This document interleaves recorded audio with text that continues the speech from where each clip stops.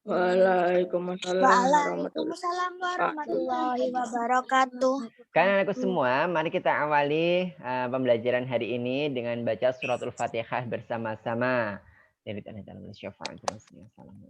Al-Fatihah.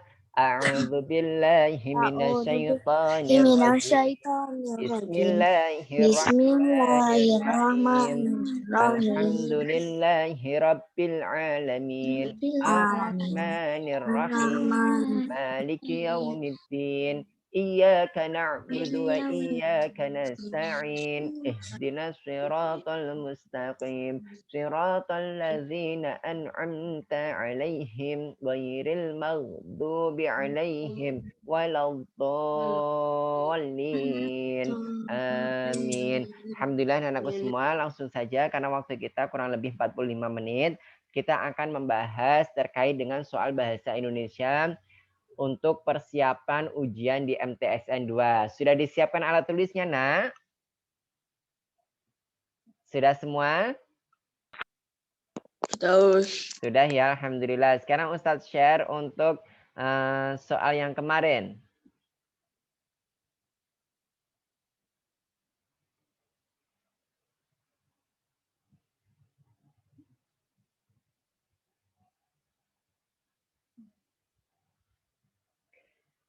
Semua bisa melihat layar dengan jelas? Bisa, Us. Bisa ya? Oke, anak-anakku semua, hari ini kita akan membahas mengenai pembahasan soal bahasa Indonesia yang terkait dengan soal-soal persiapan di MTSN 2.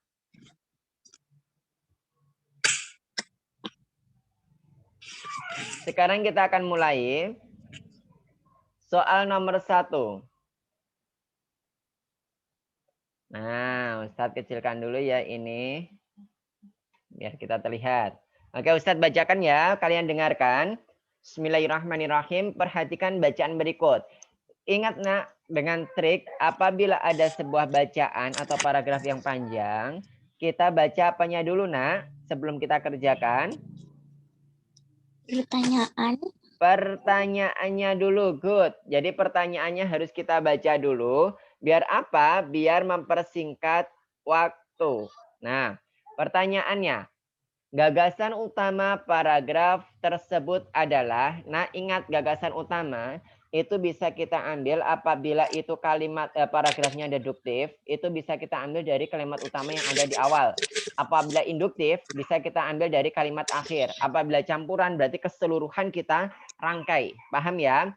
Sekarang kita fokus, kita baca gagasan utamanya. Kita fokus di kalimat pertama, kalimat terakhir, dan isinya keseluruhan. Perhatikan bacaan berikut. Setiap tanggal 2 Oktober, bangsa Indonesia memperingati Hari Batik Nasional. Penetapan tanggal 2 Oktober sebagai Hari Batik Nasional sendiri tercantum pada Keputusan Presiden nomor 33 tahun 2009.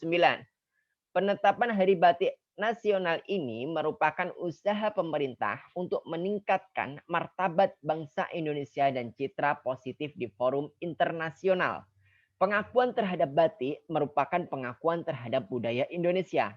Tujuan lainnya untuk menumbuhkan kebanggaan dan kecintaan masyarakat terhadap kebudayaan Indonesia. Menurut kalian ini paragraf apa nak? Deduktif, induktif, atau campuran?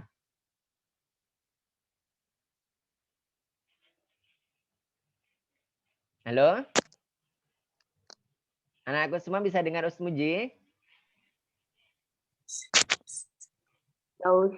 Bisa, dijawab saja, nggak usah takut salah. Menurut kalian, paragraf yang dibacakan Ustadz ini termasuk paragraf deduktif, induktif, atau campuran? Nah?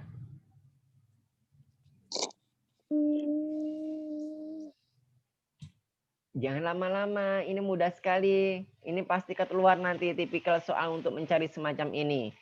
Karena bahasa Indonesia itu terkait hanya dari paragraf, jenis paragraf seperti itu. Jadi kalau mencari gagasan utama, kalimat utama, jenis paragrafnya itu pasti keluar itu kemungkinan besarnya. Menurut kalian ini termasuk dalam paragraf apa nak? Deduktif. Deduktif, good, betul sekali. Kalau kalimat deduktif, paragraf deduktif berarti kalimat utamanya ada di mana nak? Di depan. Di depan. Kita fokus pada kalimat pertama. Setiap tanggal 2 Oktober, bangsa Indonesia memperingati Hari Batik Nasional. Titik. Setiap tanggal 2 Oktober, bangsa Indonesia memperingati Hari Batik Nasional. Dari situ kita ambil gagasan utamanya. Berarti tanggal 2 Oktober itu Indonesia memperingati hari apa, Nak? Batik nasional. Batik nasional. Berarti jawaban kalian untuk gagasan utama paragraf tersebut adalah A. Tanggal peringatan Hari Batik Nasional. B. Penetapan Hari Batik Nasional dalam keputusan Presiden. C. Tujuan penetapan Hari Batik oleh pemerintah. Atau D. Pengakuan batik oleh dunia terhadap budaya Indonesia. Menurut kalian? Ayo yang keras. Jangan takut salah. B. B. Penetapan Hari Batik Nasional dalam keputusan Presiden.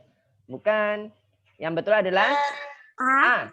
Karena apa? Terkait dengan setiap tanggal 2 Oktober bangsa Indonesia memperingati Hari Batik. Jadi 2 Oktober Indonesia memperingati Hari Batik. Berarti apa? Tanggal peringatan Hari Batik Nasional. Jawaban yang tepat adalah A.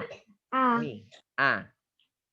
Tanggal peringatan Hari Batik Nasional. Dari sini ada yang mau ditanyakan sebelum Ustadz lanjut ke soal nomor 2? Paham ya? Mudah dipahami ya? Mudah? Oke, alhamdulillah. Sekarang soal berikutnya. Perhatikan soal nomor 2 dulu, Nak. Jadi kita fokus di sini ada soal nomor 2 dan nomor 3. Kita nomor 2 dulu. Bacalah paragraf berikut. Kalau paragraf, ada paragraf lagi, kita baca soalnya dulu. Ini, kalimat utama paragraf tersebut terdapat pada kalimat utama, berarti dengarkan. Tadi kalau deduktif berarti ada di awal. Kalau induktif ada di akhir. Kalau campuran ada di awal dan akhir. Tapi kalau di sini hanya angka 1, 2, 3, 4, berarti antara di awal dan di akhir. Antara deduktif dan induktif. Mudah sekali kan? Kita akan coba menentukan ini kalimat paragraf deduktif atau induktif. Ringkasan baik bukan sekedar catatan singkat. Ringkasan yang berbentuk sebuah karangan. Karangan terdiri atas beberapa kalimat utuh, saling berkaitan satu sama lain. Oleh karena itu, ringkasan merupakan rangkaian kalimat utuh. Nah, menurut kalian, paragraf ini termasuk deduktif atau induktif?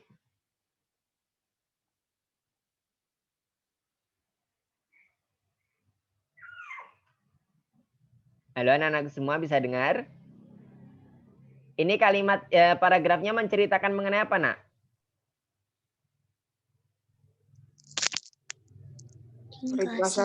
Ringkasan. Ringkasan yang apa? Ringkasan yang apa?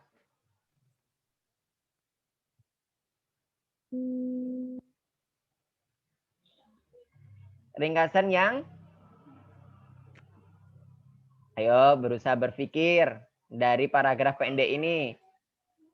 Ringkasan yang baik.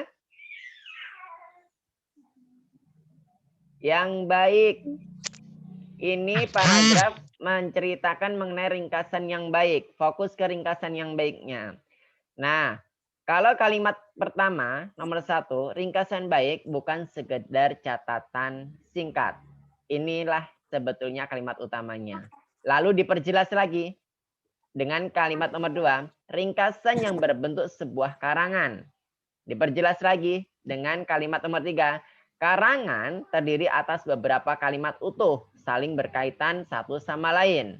Lalu diperjelas lagi, oleh karena itu, ringkasan merupakan rangkaian kalimat utuh. Berarti di sini menceritakan mengenai ringkasan baik, bukan sekedar catatan singkat. Itulah yang disebut dengan kalimat utamanya.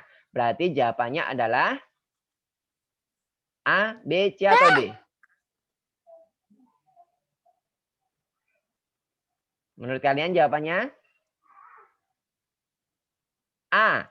Yaitu kalimat utamanya ada di awal. Bisa dipahami? Sekarang nomor 3. Perhatikan nomor 3, Nak. Di sini ada sebuah biografi. Nah, catatan atau cerita terkait dengan sejarah seseorang. Identitas.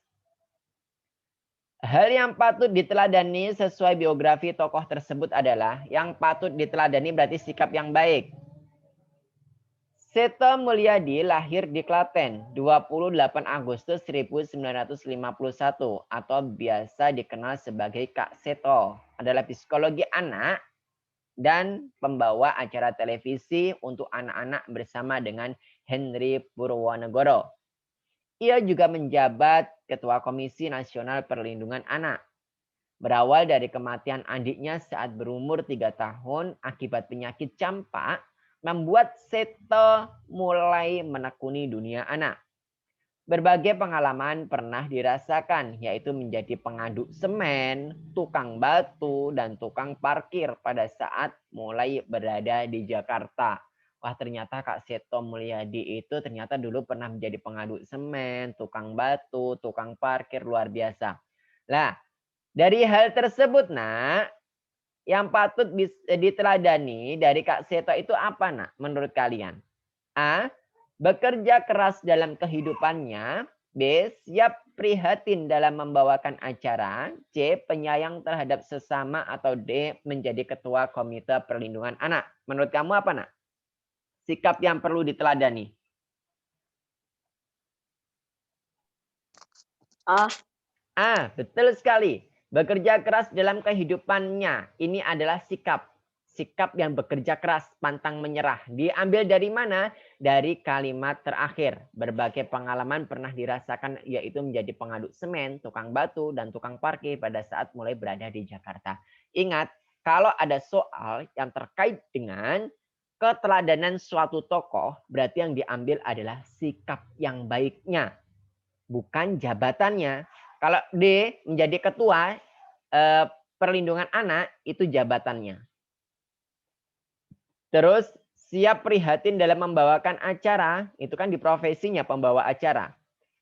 Penyayang terhadap sesama, iya ini sikap juga. Tapi di sini lebih ditekankan kepada Kak Seto itu diceritakan pantang menyerahnya, bekerja kerasnya pada saat berada di Jakarta sebelum menjadi ketua Komisi Perlindungan Anak. Jadi jawaban yang tepat adalah A. Bekerja keras dalam kehidupannya. Paham ya? Soal selanjutnya. Nah, di sini ada sebuah iklan. Kita lihat dulu ya iklannya. Soalnya, penjelasan isi kalimat nomor 1 yang bercetak miring pada iklan layanan masyarakat tersebut adalah menghindari titik-titik-titik. Kita lihat iklannya. Bisa dilihat semua ya. Perhatikan kutipan iklan berikut. Kejahatan internet mengincar Anda. Kenali, waspadai, hindari terhadap tindakan kejahatan internet. Stop cybercrime. Nah, di sini soalnya fokus pada nomor 1 yang digaris miring atau yang dicetak miring, yaitu hindari. Bisa dilihat, nak? Bisa ya? Hindari. Nah, kata hindari di sini, siapa yang harus dihindari di iklan tersebut? A. Penggunaan internet untuk bisnis. B. Penggunaan internet untuk transaksi internet. C. Tindakan kejahatan yang dilakukan oleh internet. Atau D. Tindakan kejahatan yang dilakukan oleh seseorang melalui internet. Menurut kalian yang dihindari ini yang apa, nak? Siapa yang patut dihindari? Apa? Jawaban yang tepat? D. Betul sekali Mas Aji. Dari tadi Mas Aji yang menjawab, luar biasa Mas Aji. D. Yang lain bisa menjawab, nak ya. Jangan takut salah. D. Perhatikan. Tindakan kejahatan yang dilakukan seseorang melalui internet. Jadi cybercrime, kriminal dalam internet itu, kejahatan internet, itu adalah orang-orang yang menyalahgunakan internet. Nah, contohnya apa? Cybercrime itu banyak sekali, nak. Seperti penyebaran nama baik melalui internet dan lain sebagainya. Bahkan bisa sampai dengan teror-teror dan lain sebagainya melalui internet. Dan maka dari itu, cybercrime ini sebetulnya adalah orang yang menyalahgunakan internet untuk meraup keuntungan pribadi. Nah, di sini Siapa yang perlu dihindari? Yaitu tindakan kejahatan yang dilakukan oleh seseorang melalui internet. Jawaban yang tepat adalah D. Paham ya? Selanjutnya nomor 5. Ustaz tarik ke atas ini biar kalian bisa membacanya. Nomor 5, nak. Bacalah iklan pengumuman berikut. Iklan lagi. Nah, di sini maksud iklan tersebut adalah kita harus jeli di iklan ini, nak. Nah, bagi yang kalian yang daya jelinya tinggi, insya Allah nanti bisa menjawab. Perhatikan. Bacalah iklan pengumuman berikut. PT Mutiara Abadi membutuhkan 10 tenaga kerja operator mesin. Pria atau wanita usia maksimal 30 tahun. Pendidikan minimal SMA atau sederajat. Berminat, kirim lamaran ke PT Mutiara Abadi Jalan Mutiara 10 Bekasi. Ustadz mau tanya dulu. Iklan ini berisikan apa, nak?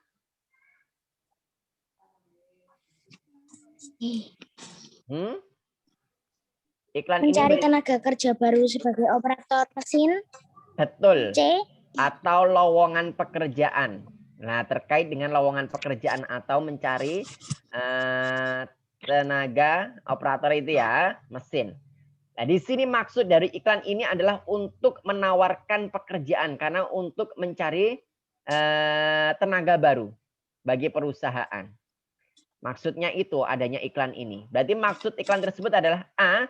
Tindakan tidak diperkenankan melamar yang berusia kurang lebih 30 tahun. Salah. Itu bukan maksudnya. Tapi itu lebih kepada spesifikasi. Tapi spesifikasinya pun juga salah di situ. PT Mutiara Abadi beralamat di Jalan Mutiara 10 Bekasi. Itu bukan maksud dari iklan tersebut. Melainkan itu adalah alamat yang dituju dari lamaran, pelamar. C. Mencari tenaga kerja baru sebagai operator mesin. Betul, Mbak Talita. Jawabanmu tadi C. Mencari tenaga kerja baru sebagai operator mesin. Itulah maksudnya di sini. Membutuhkan 10 tenaga kerja operator mesin. Inilah maksud dari adanya iklan ini, yaitu tujuannya untuk mencari tenaga baru sebagai operator mesin di PT Mutiara Abadi Jalan Mutiara 10 Bekasi. Paham, nak ya? Insya Allah nomor 5 ini gampang sekali. Soal selanjutnya. Kita turunkan ke bawah dulu. Nah, kita fokus di nomor 6, nak. Karena nomor 5 tadi sudah. Kita tarik dulu ke atas. Baca dan pahami isi paragraf berikut. Simpulan paragraf tersebut adalah, nah Ustadz mau tanya nih. Menyimpulkan, nah meringkas, itu hampir sama sebetulnya. Pada saat ada sebuah paragraf atau bahkan ada bacaan yang terdiri dari banyak paragraf, katakanlah 10 paragraf gitu ya. Itu kalau kita disuruh untuk meringkas, itu yang pertama harus kita lakukan adalah menyimpulkan dari setiap paragrafnya. Dari setiap paragraf harus kita simpulkan. Dengan cara apa? Mencari gagasan pokoknya. Bisa dari kalimat utamanya. Itu tujuan cara pertama. Pertama adalah membaca dengan seksama, menemukan gagasan pokok atau kalimat utamanya juga bisa. Dari situ nanti kita sudah menyimpulkan di setiap paragrafnya. Kalau yang disimpulkan atau yang diringkas itu banyak paragrafnya, di setiap paragraf yang sudah kita ambil gagasan pokoknya kita rangkai menjadi kalimat yang padu. Sehingga nanti dari berlembar-lembar yang tadi jumlahnya ada 10 paragraf, itu hanya jadi tinggal 1 paragraf saja yang padu. Lebih simpel untuk meringkas itu. Nah, menyimpulkan di sini sebetulnya caranya sama. Hanya saja menyimpulkan ini lebih kepada biasanya cuma 1 paragraf saja. 1 paragraf disuruh menyimpulkan. Ini apa maksudnya? Ayo simpulkan paragraf ini mengenai apa? Yaitu dengan cara mencari gagasan atau ide pokoknya. Bisa dari kalimat utamanya. Oke, kita baca dulu ya. Karena kita simpulkan berarti nanti kita akan menelaah atau mencari ini ternyata paragraf ini menceritakan mengenai apa toh? Nah, mengenai apa? Nah, itu nanti harus kita jawab. Acara wisuda praja Institut Pemerintah Dalam Negeri atau yang sering disebut EPDN tidak dihadiri Presiden Joko Widodo. Alasan ketidakhadiran Presiden pada acara tersebut disampaikan Menteri Dalam Negeri. Wisuda dipimpin Menteri Dalam Negeri sekaligus mewakili Presiden memimpin acara tersebut. Sebetulnya ini pokok pikirannya mengenai apa, Nak? Gagasan utamanya. Do. Iya, do. Iya, A. alhamdulillah. Ini Ustadz tanya, D. ini gagasan utamanya ini mengenai apa, Nak?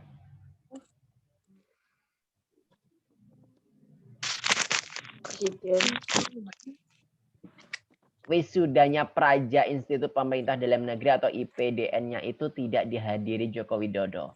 Yang seharusnya ini wisuda langsung oleh Pak Presiden, tapi Pak Presiden tidak bisa hadir. Ini inti dari paragraf ini di nomor 6 ini. Berarti Joko Widodo tidak dapat hadir di acara wisuda Praja Institut Pemerintah Dalam Negeri. Itu gagasan pokoknya. Ada di kalimat pertama. Berarti ini adalah paragraf deduktif. Nah, di sini kita menyimpulkan itu mencari gagasan utamanya. Atau bisa kita ambil dari kalimat utamanya itu. Nah, kalimat utamanya terkait dengan acara wisuda Praja Institut Pemerintah Dalam Negeri tidak dihadiri oleh Presiden. Maaf dulu. Alhamdulillah. Alhamdulillah. Alhamdulillah. Oke, Ustaz lanjutkan. Maaf tadi bersin. Jadi itu, Nak. Jawabannya terkait dengan kalimat utama itu. A. IPDN memwisuda para prajanya. Salah. Rektor pemimpin wisuda praja IPDN. Salah. Mendagri penunda wisuda IPDN. Salah. Salah. Presiden tidak hadir dalam wisuda praja IPDN. Betul sekali. Do, betul tadi Mas Aji yang jawab pertama. Oke, alhamdulillah kalian sudah mulai paham untuk jawab pertanyaan. Jangan takut salah untuk pembahasan. Kalau ada yang bingung langsung ditanyakan. Dari sini ada yang mau ditanyakan, Nak? Tidak. Aman ya? Tidak? Oke, kita Aman. lanjutkan di soal berikutnya. Intinya dengarkan, Nak. Untuk bahasa Indonesia, soalnya itu terkait ya ini saja gitu, Nak. Jadi kalau nanti pada saat kalian tes, sebetulnya itu bahasa Indonesia itu bukan sebagai mapel uji yang jadi momok kalian, bukan. Bahkan itu menjadi nilai pembantu kalian agar mendapat nilai bagus. Karena apa? Bahasa Indonesia itu kalau menurut Ustadz itu simpel sekali. Jangan sampai takut dengan bacaan yang panjang. Dengan paragraf yang panjang, dengan teks yang panjang, jangan takut. Baca dulu yang diminta. Apa yang diminta di situ soalnya? Gagasan pokok, oke. Gagasan pokok kita sudah pelajari. Yaitu kita bisa ambil dari kalimat utamanya bisa. Dari keseluruhannya bisa. Kita tentukan dulu paragrafnya itu deduktif atau induktif. Semacam itu. Jadi kalau sudah tahu intinya, sebetulnya bacaan yang panjang pun bisa kita selesaikan dengan baik. Gitu, Nak ya. Nah ini ada data, Nak. Ini gampang sekali soal ini. Perhatikan grafik berikut. Yang diminta pertanyaan. Nah, pertanyaan berarti kalimat tanya. Pertanyaan yang jawabannya sesuai dengan isi grafik tersebut adalah, kita lihat itu grafiknya mengenai apa? Data pekerjaan orang tua siswa MTSN 2 Kediri tahun pelajaran 2015-2016. Alhamdulillah. Berarti ini terkait dengan pekerjaan orang tua. Grafiknya ini. TNI Polri itu di tahun 2000 TNI Polri itu di sini, Nak. Nah, rata-ratanya BNS bisa kita baca itu. Terus buruh. Nah, di 20 itu wirausaha. Nah, semacam itu. Jadi, Nak, kita bisa membuat pertanyaan dari grafik atau data tersebut. Pertanyaan yang tepat adalah, coba A. Berapa persen orang tua siswa MTSN 2 Kediri yang menjadi wirausahawan? Betul ini, bisa jadi. Karena terkait dengan wirausaha, bisa kita tanya berapa persen yang orang tuanya itu yang sebagai wirausaha. Betul, bisa ini. Coba yang B. Mengapa sebagian besar orang tua siswa MTSN bekerja sebagai TNI? Ya nggak tahu. Ini kan harus dikasih angket. Kalau mengapa kan jawabannya karena. Karena lah, jadi nggak bisa. Harus ada alasan di sini. Ini kan hanya diberikan sebuah data saja. Berarti B salah. Mengapa anggota TNI Polri lebih senang menyekolahkan putranya di MTSN 2 Kediri? Ini juga angket lagi, nggak bisa. Salah. Kalau mengapa pasti jawabannya karena. Dan itu harus bisa di data dari berkaitan dengan angket. Angket itu ada prosedur-prosedur yang harus diisi terkait dengan alasan-alasan. Salah jadi ini. Berapa jumlah siswa MTSN 2 Kota Kediri? Lah, kalau jumlah siswa ya salah. Ini kan grafik terkait dengan data pekerjaan orang tua. Berarti yang paling tepat adalah A. Betul sekali. Berapa persen orang tua siswa MTSN 2 Kediri yang menjadi wirausahawan? Nah, kita bisa lihat di sini. Ini kelas apa itu? 7, 8, 9. Seperti itu. Ini bisa dibaca. Ini kenapa 3 baloknya ini diagram batangnya? Karena ini kelasnya terkait dengan kelas 3. Kelas 7, 8, 9. Gitu nak ya? Bisa dipahami? Insya Allah. Lanjut karena waktu tinggal 10 menit. Nah, anak-anakku semua, ini ada sebuah puisi. Puisinya ini cukup dalam sekali, yang dimana diksi yang digunakan itu hampir semua katanya itu diksi. Jadi kita harus meraba-raba menggunakan imajinasi kita yang tinggi untuk bisa nembus ini apa maknanya. Kita baca ya. Untuk nenek Handa, judulnya Nisan. Tahu Nisan? Nak? Ada yang tahu Nisan? Tahu.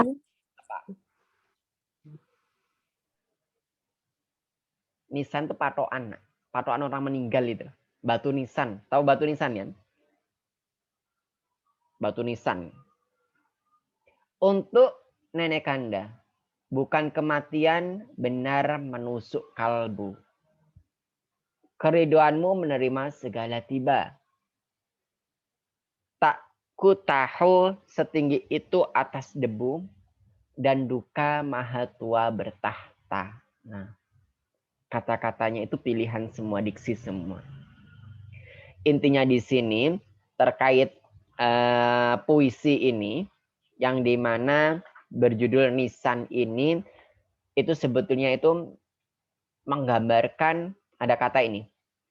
Keridoanmu menerima segala tiba. Keridoanmu ini maksudnya di sini seseorang yang sudah rela dengan ikhlas atas takdir Allah. Takdir Tuhan yang diberikan kepadanya.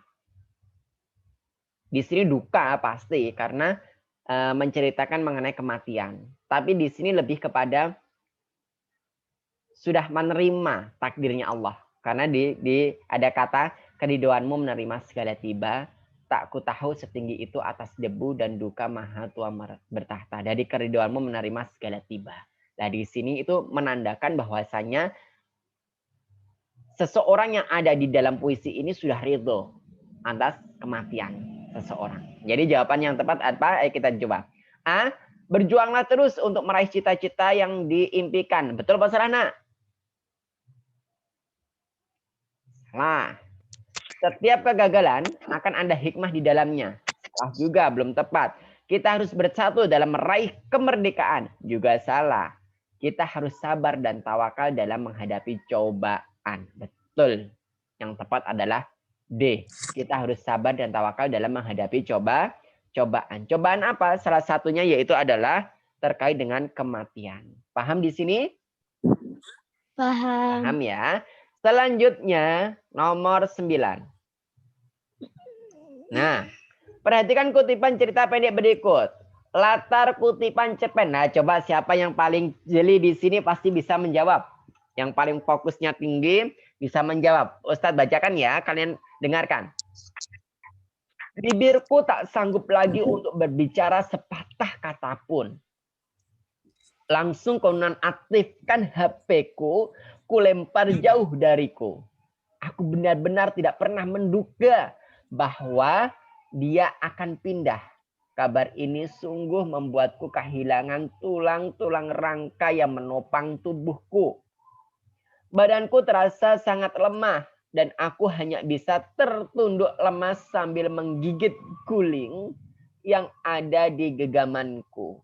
Latar kutipan cerpen tersebut berada di mana, Nak, menurut kalian? Kamar tidur. Tempat rumah, kamar tidur berkursi beranda. Kok kamar tidur dari mana, Nak? Guling.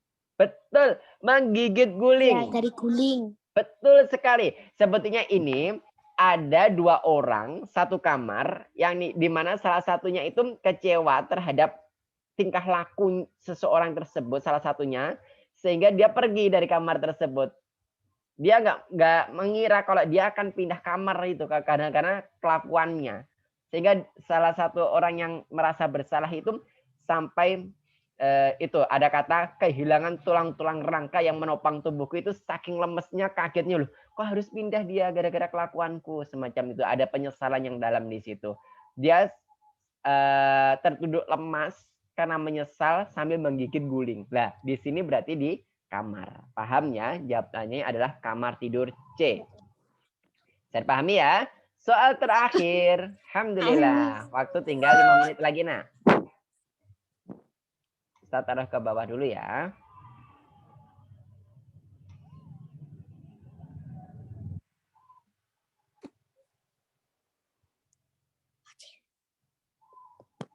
Ada kesalahan teknik ini.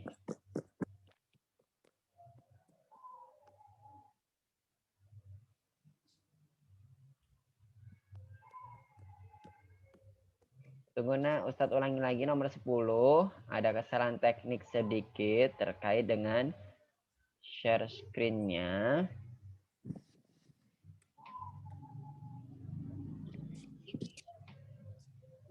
Nah, kita besarkan dulu, nak ya.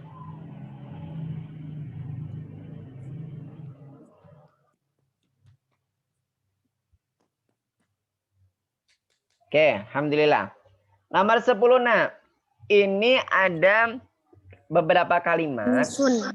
Di sini menyusun kalimat dan ternyata pada saat Ustadz baca, wah, ini perlu ketelitian tingkat tinggi untuk bisa menyusun kalimat tersebut. Ustadz bacakan ya. Kalimat-kalimat tersebut akan menjadi laporan yang padu jika disusun dengan urutan yang benar.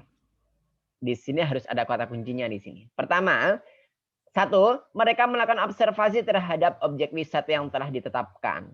2, hampir tidak ada kendala dalam melakukan kegiatan tersebut. Dengan demikian, karya wisata berjalan sesuai dengan rencana.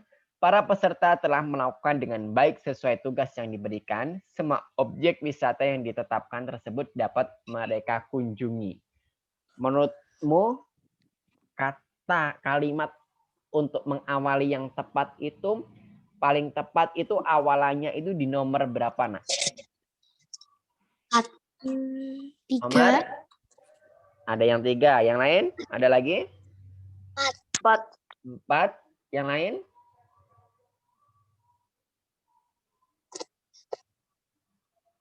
Ada yang 3. Dengan demikian, ada yang 4 para peserta. Nah, ingat, dengan demikian berarti itu adalah di akhir.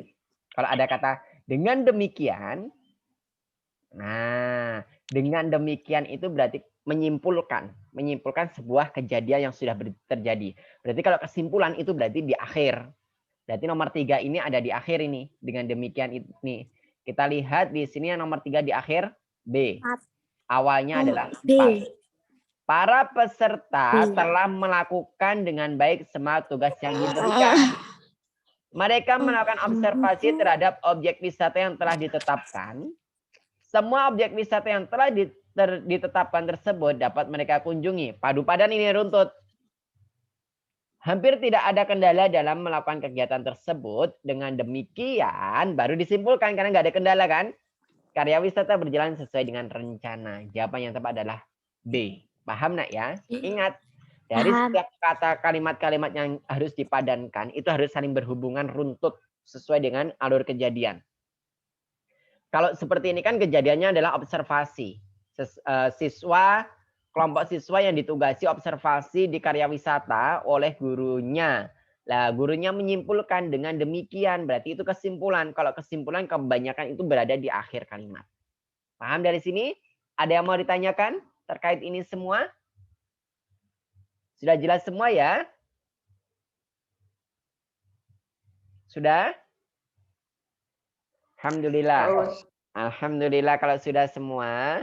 Ustadz kembali lagi ke kamera awal. Bisa di-on-kan dulu. Masih ada kurang lebih 1 menit. Oke. Kalau tidak ada yang ditanyakan, sebelum Ustadz akhiri, tadi kita sudah belajar mengenai yang pertama terkait dengan gagasan pokok, yang kedua iklan, yang ketiga mengurutkan sebuah paragraf terkait dengan kalimat-kalimat, itu kita harus pahami. Terus tadi juga ada terkait dengan apa lagi ya tadi? Ada 10 soal kan tadi. Itu meneladani sebuah sikap dari seseorang di tokoh sejarah biografi. Lah dari itu semua